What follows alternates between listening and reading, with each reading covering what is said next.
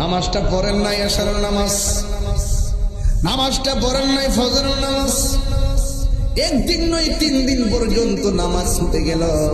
আল্লাহ পাক ইচ্ছা করলে মাছের একটা কাঁটা গলায় লাগাই রিজিকের দরজা বন্ধ করে দিতে পারতো, পারতনি।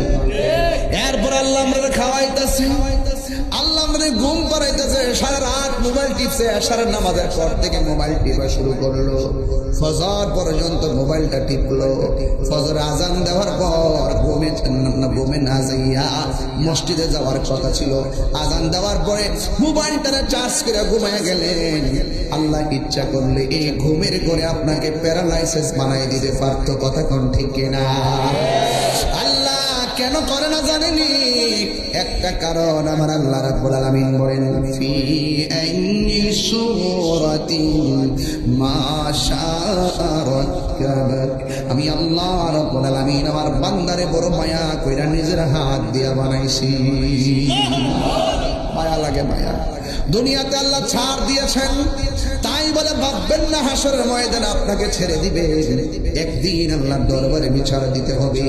এই মেয়েটার অন্তরে আল্লাহর ভয় ছিল, এই জন্য ছেলেটা যখন মেয়ের পিছনে পিছনে লেগে গেল, তখন মেয়েটা আল্লাহকে ভয় পেয়ে আমার আল্লাহকে ডাক দিয়ে, আল্লাহ আমার যা করো না করো, এই ছেলেটা কেন আমার পিছে লাগতেছে, আমার ইজ্জতটারে যেন ধ্বংস করতে না পারে।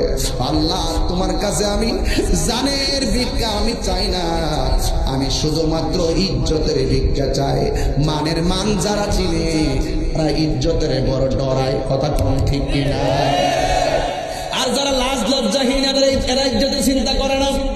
যারা মানি লোক, সম্মানী লোক, যারা ইজ্জতের চিন্তা করে, তারা হলো সমাজের সবচাইতে ভালো মানুষ। দেখবেন কিছু কিছু মানুষ আছে বিয়ে শাদী করাইতে গেলে বাড়ির দিকে তাকায় না, সুন্দরের দিকে তাকায় না, আগে দেখে তার ভিতরে পরহেজগারিতা আছে না নাই, তার বাথরুমটা ঠিক আছে কিনা, গোসলখানাটা ঠিক আছে কিনা।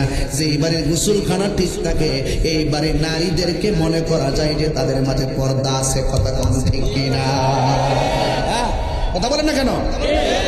আগের মা চাচির, আগের বাবারা বিয়ে শাদী করতে গেলে আগে বাথরুম দেখছে আর ওয়াশ গোসলখানা দেখছে, বুঝতে পারছেন? এই জন্য মেয়েটা আল্লাহকে ভয় করে আল্লাহকে ডাক দিয়ে, আল্লাহ আমার ইজ্জতটা তুমি রক্ষা করো। একদিন ছেলেটা পিছনে পিছনে ঘুরলো, কিন্তু মনের আশা পূরণ হয় নাই। দ্বিতীয় দিন আবার মেয়েটার পিছনে লেগে গেল, কিন্তু ছেলেটার মনের আশা পূরণ হয় নাই। হ্যাঁ বন্ধুগণ, তৃতীয় দিনের মাথায় ছেলেটা খুব কাছাকাছি চলে আসছে। মেয়েটা এবার মনে মনে ভাবতেছেন, আমার